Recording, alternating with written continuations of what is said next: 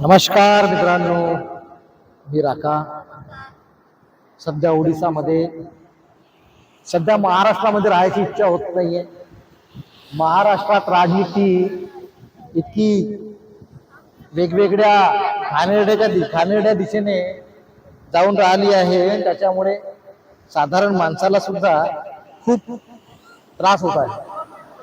वाटत नाहीये पण खूप त्रास होत आहे आणि तो त्रास न सहन होणार. कोणी गद्दार, कोणी यार गद्दार, कोणी मैत्रीचा गद्दार, तर कोणी परिवाराचा गद्दार. हे एक सुरूच आहे. आतापर्यंत 2.5 वर्षात 3 वर्षात ह्या गोष्टी सगळ्या सुरू होत्या.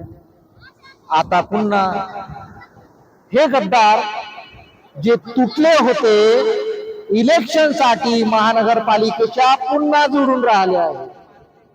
इतकी घाणेरडी राजनीती महाराष्ट्रात सुरू आहे. याचा वाली कोण, याचा वाली कोण माहित नाही, परंतु चुकीची बाब आहे. खरोखर चुकीची बाब आहे. राहायची इच्छा होत नाही हो महाराष्ट्राला, राहायची इच्छा होत.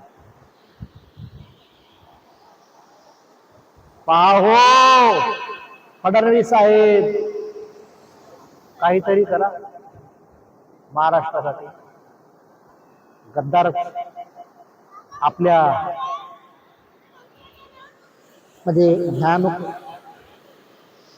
काहीतरी करा देवा भाऊ, काहीतरी करा.